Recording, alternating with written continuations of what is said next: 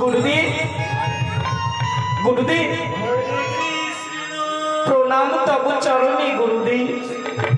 সুদামা কেন কেন এই পুজো প্রাঙ্গণে প্রবেশ করেছো? তোমরা সকলে জানো আমার আদেশ না হলে, আমার অনুমতি না পেলে কেউ এই পুজো প্রাঙ্গণে প্রবেশ করতে পারে। তবে কেন তুমি এই পুজো প্রাঙ্গণে প্রবেশ করেছো? বলো সুদামা, বলো কেন এই পুজো মন্দিরে ঢুকেছো? বলো। गुरुदेव আমি এমনি এসেছিলাম গুরুদেব, আমি দেখতে এসেছিলাম আপনি কি করে ইষ্ট দেবতার চরণে পুষ্পাঞ্জলি দেন। আমি দেখতে এসেছিলাম আপনি কি করে ভগবানকে পুজো দেন। মিথ্যে বলছো তুমি, মিথ্যে বলছো।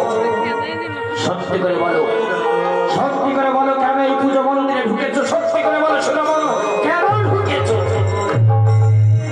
বিশ্বাস করেন গুরুদেব, আমি দেখতে এসেছিলাম আপনি কেমন করে ভগবানকে পুজো দিচ্ছে। আমি এই শুধু এইটুকুই দেখেছি, আর কিছু দেখিনি, আর আমি কিছু করেও নি। মিথ্যে, আমার মন বলছে তুমি কিছু করেছো। সত্যি করে বলো সুদামা, সত্যি করে বলো কেন ঢুকেছো এই পুজো প্রাঙ্গণে? সত্যি করে বলো কেন এসেছো এই মন্দিরে? গুরুদেব গুরুদেব ও গুরুদেব। হে কৃষ্ণ।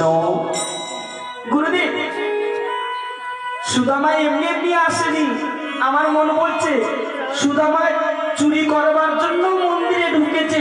চুরি করবার জন্য? হ্যাঁ গুরুদেব, দেখুন সুদামা হাত দুখানি লুকিয়ে রেখেছে, আমার মনে বলছে সুদামা কিছু চুরি করেছে। চুরি করেছে? তোমার স্পর্শ। আমার এই আশ্রমে রয়েছে হাজার হাজার শিষ্য, তার মধ্যে প্রধান শিষ্য আমার কৃষ্ণ। গুরুদেব আরে যদি বিশ্বাস না হয় তাহলে একবার সুদামার দু হাতে দেখুন, আমার মন বলছে কিছু চুরি করেছে গুরুদেব। বেশ, দেখি সুদামা, দেখি তোমার দু হাত খালি দেখি। দেখে বলছে দেখি দেখি দেখি। তুমি আমার পূজা মন্দিরে প্রবেশ করে আমার ইষ্ট দেবতার প্রসাদের থালায় থেকে তুমি প্রসাদ চুরি করেছো। তুমি একটা চোর। এতদিন ধরে আমি চোরকে পুষেছি। ছি ছি ছি সুদামা, তুমি চুরি করেছো, তোমাকে আমি অভিশাপ করব।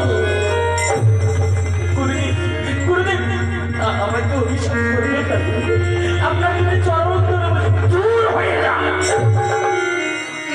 পাপিষ্ঠ, তোর লজ্জা করে পুজো প্রাঙ্গণে প্রবেশ করে চুরি করতে? তোর এত বড় সাহস, তুই পুজো মন্দিরে প্রবেশ করে চুরি করেছিস? বল বল বল কেন চুরি করেছিস? বল, নইলে আজ তোকে মারতে মারতে মেরেই ফেলবো। বল বলছি কেন চুরি করেছিস?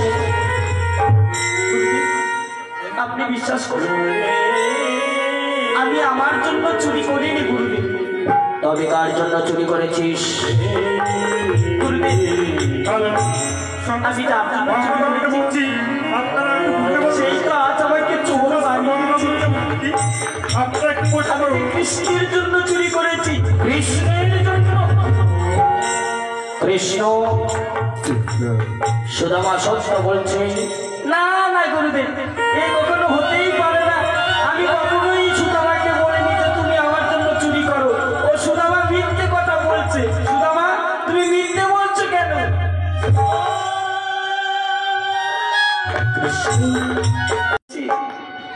তুমি তো বলেছি গুরুদেবের আশ্রমে পুজো প্রাঙ্গণে প্রবেশ করে খুদের নাড়ু চুরি করতে।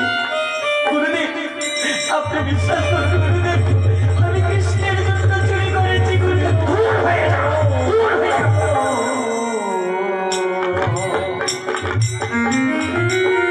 মিথ্যেবাদী, এতদিন তোকে আমি নিজের সন্তান মনে করি, এই বুকের মধ্যে আমি তোকে লালন পালন করেছি, নিজের সন্তান মনে করে তোকে ধীরে ধীরে বড় করেছি।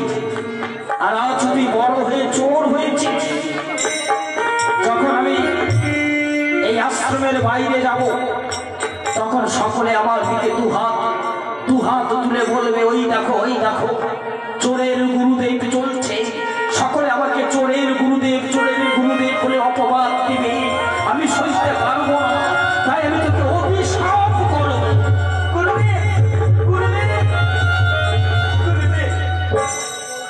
আপনি বিশ্বাস করুন গুরুদেব, আমি আমার জন্য চুরি করিনি গুরুদেব। কৃষ্ণ, ও কৃষ্ণ, বলো না তুমি গুরুদেবকে, বলো না, সত্যি করে বলো না, আমি তোমার জন্য চুরি করেছি, বলো না কৃষ্ণ, বলো না। আমি মিথ্যে বলবো কেন? তুমি চুরি করেছো, তুমি চোর। সরো কৃষ্ণ সরো, আমি এক্ষুনি এই পাপীকে অভিশাপ করব। আর আমার অভিশাপে সারা জীবন তাকে দুঃখে কষ্টে জীবন যাপন করতে হবে, এই আমি অভিশাপ করতে চলেছি। গুরুদেব, গুরুদেব, একই কৃষ্ণ তুমি বাধা হয়ে দাঁড়ালে কেন? গুরুদেব, একবার হয়তো ভুল করেছি, তাই আমি সুদামার হয়ে ক্ষমা চাইছি। এবারের মতো শুধু আমাকে ক্ষমা করে দিন গুরুদেব। কৃষ্ণ, শেষবারের মতো শুধু আমাকে ক্ষমা করে দিলাম। তবে হ্যাঁ, এমনি এমনি ছেড়েও দেবো না। শোনো সুদামা, তুমি আমার প্রসাদ নষ্ট করেছ, তাই পুনরায় আবার আমাকে প্রসাদ তৈরি করতে হবে, আমার ইষ্ট দেবতাকে পুজো দিতে হবে। তাই তোমাকে এক্ষুনি একটি কাজ করতে হবে। ওই যে অদূরে দেখা যায় অনন্য মাঝার, তুমি এই বনমাঝারে গিয়ে কাষ্ঠ সংগ্রহ করে আনবে। আমি পুনরায় আবার আমার গোবিন্দের জন্য প্রসাদ তৈরি করব। যাও যাও, আর বেশি বিলম্ব করো না, এক্ষুনি ওই অনন্য মাঝার থেকে কাষ্ঠ সংগ্রহ করে নিয়ে আসো। গুরুদেব, ওই বনবাজারে কত হিংস্র জন্তু থাকে, আমি একা একা যাবো গুরুদেব? গুরুদেব, বিশ্বাস করুন গুরুদেব, আমি চুরি করিনি গুরুদেব, আমি কৃষ্ণের কথাই চুরি করেছিলাম গুরুদেব, আমি চোর নই গুরুদেব, আমি চোর নই।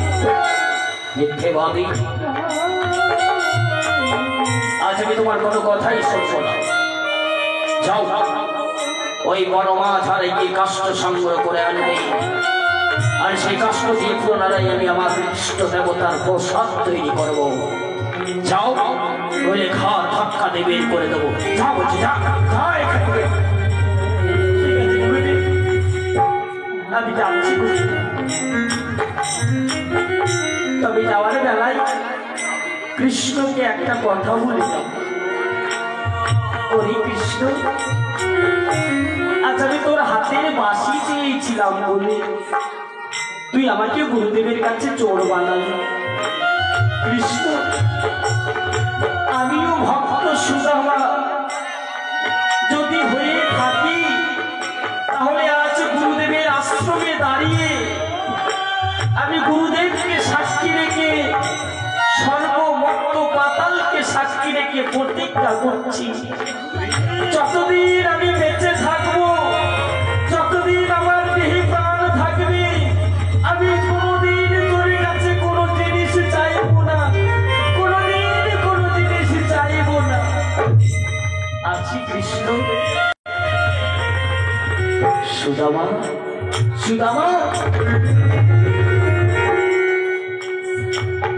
শোনো কৃষ্ণ, যখন সুদামা ফিরে আসবে আমাকে সংবাদ দিবে। আমি পুনরায় আবার আমার ইষ্ট দেবতার জন্য প্রসাদ তৈরি করব। এবার আমি আসি। হরি ওম শান্তি। দেখতে পারি, চলো সুদামা, আজ দুজন মিলে একসঙ্গে কাষ্ঠ সংগ্রহ করবো। নৃত্যের ছন্দে এই বনমাঝারি আজ দু বন্ধু মিলে একত্র হয়ে কাষ্ঠ সংগ্রহ করবো। নাও নাও নাও।